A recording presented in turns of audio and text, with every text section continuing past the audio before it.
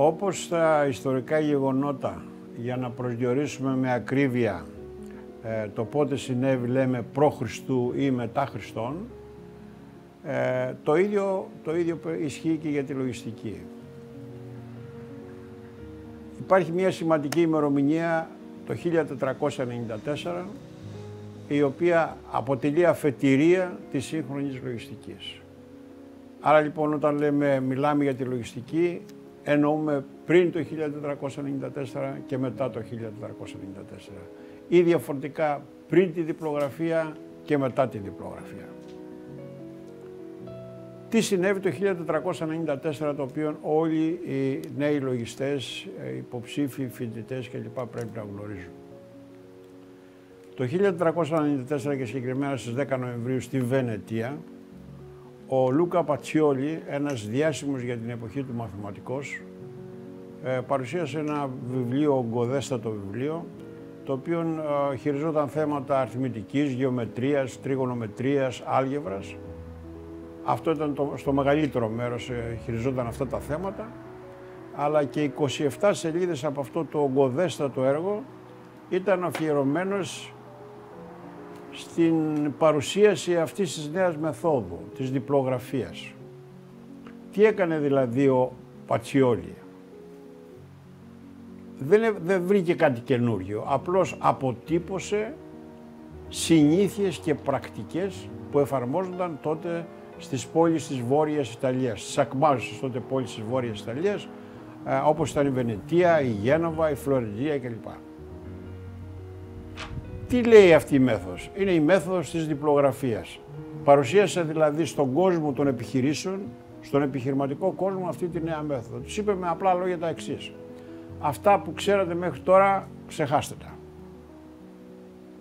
Από εδώ και πέρα δεν θα βλέπετε τα πράγματα όπως τα βλέπατε μέχρι τώρα, μόνο διάστατα, αλλά θα τα βλέπετε με τη νέα τους άποψη, θα έχετε και την άλλη άποψη των πραγμάτων.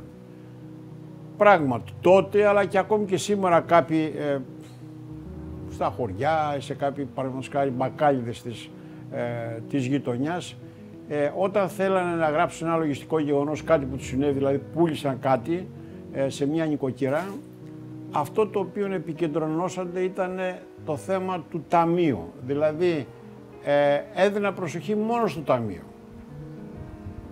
Έτσι όμως χάναν την άλλη διάσταση των πραγμάτων. Δηλαδή δεν έλεγαν ή δεν αποτύπωναν, ωραία, εισπράξαμε, αλλά τι θυσίες υποστήκαμε προκειμένου να εισπράξουμε το ποσό που εισπράξαμε.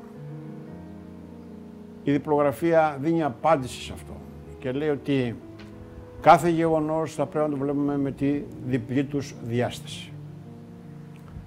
Αυτό ήταν πάρα πολύ σημαντικό για τότε, για την εποχή εκείνη, και έφερε καινοτομίες και η λογιστική, αν την γνωρίζουμε όπως την ξέρουμε σήμερα, έκανε όλες αυτές τις προόδους στηριζόμενοι και σε αυτό. Μάλλον ήταν η αρχή των πραγμάτων. Παράδειγμα, τι λέει η διπλογραφία? Τι κάνεις? Παίρνεις ένα δάνειο? Ωραία. Αυξάνεται τα ταμιακά σου διαθέσιμα. Και κάτι άλλο συμβαίνει όμως. Ποιο είναι το άλλο? Ότι ταυτόχρονα αυξάνονται και οι υποχρεώσεις σου. Άρα λοιπόν έχουμε αύξηση των ταμιακών διαθεσίμων και αύξηση των υποχρεώσεων. Η διπλή διάσταση.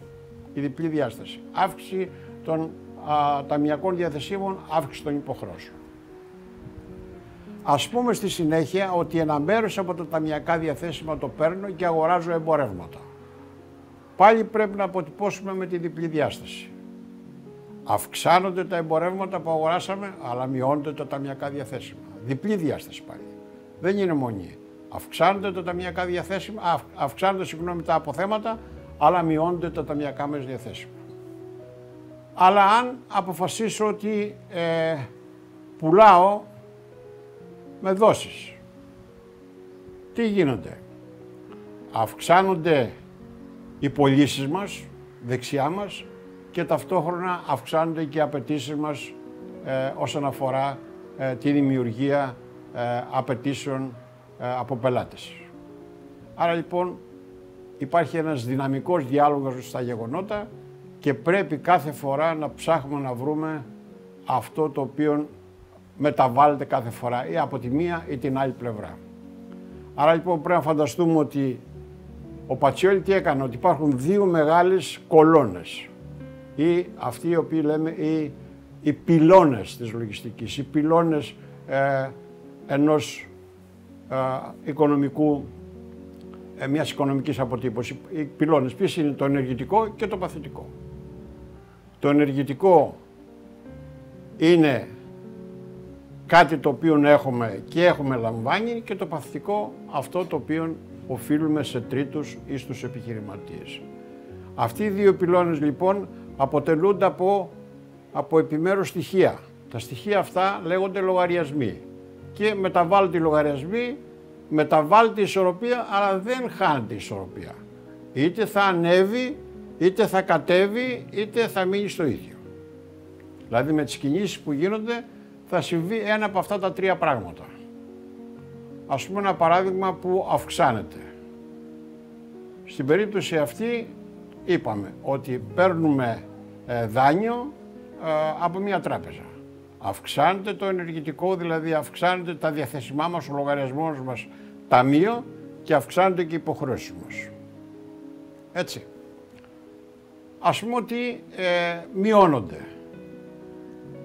Στην περίπτωση αυτή, ας πούμε ότι έχουμε να ξεπληρώσουμε το δάνειο. Μειώνονται οι υποχρεώσεις μας, μειώνονται και τα ταμιακά μας διαθέσιμα. Γιατί? Πήραμε χρήματα, τα διαθέσαμε για να ξεπληρώσουμε το δάνειο. Στην περίπτωση αυτή κατεβαίνουμε. Υπάρχει και περιπτώσεις που απλώς δεν γίνεται καμία μεταβολή, είμαστε στο ίδιο επίπεδο, αλλά απλώς αλλάζει η διάρθρωση είτε του ενεργητικού είτε του παθητικού. Στο παράδειγμα που αναφέραμε, που αγοράσαμε από τα ταμιακά μας διαθέσιμα εμπορεύματα, τι έγινε? Αντί να έχουμε διαθέσιμα, έχουμε εμπορεύματα τώρα, δηλαδή άλλαξε η σύσταση των στοιχείων του ενεργητικού, δηλαδή ο ένας από τους πυλώνες άλλαξε μεταξύ τους. Τι σημαίνει πρακτικά οικονομικά? Ότι άλλαξαν οι κίνδυνοι με τους οποίους η επιχείρηση τους οποίους έχει αναλάβει. Ενώ το να έχει ταμείο δεν σημαίνει τίποτα, άπαξ και διέθεσε ταμείο για να αγοράσει εμπορεύματα, σημαίνει ότι πήρε κίνδυνο εμπορευμάτων. Εδώ λοιπόν προέκυψε ένα πολύ σημαντικό θέμα, το οποίο είχε επιπτώσεις στη συνέχεια στη σύλληψη της έννοιας του κεφαλαίου. Συγκεκριμένα, όταν ένας επιχειρηματίας καταθέτει χρήματα στην επιχείρηση, από τη μία μεριά θα πρέπει να εμφανίσουμε τα ταμιακά διαθέσιμα που πήραμε και από την άλλη μεριά να εμφανίσουμε την οφειλή. Και θα πει κάποιος, είναι ο ίδιος ο επιχειρηματίας οφείλει στον εαυτό του? Όχι. Εδώ λοιπόν ήρθε και είπαν όχι, δεν οφείλει ο επιχειρηματίας προς τον εαυτό του, αλλά η επιχείρηση προς τον επιχειρηματία. Δηλαδή έχουμε τη λεγόμενη αυτοτελή θέση της επιχείρησης μέσα στην όλη σύλληψη των πραγμάτων. Έτσι έχουμε την έννοια του κεφαλαίου.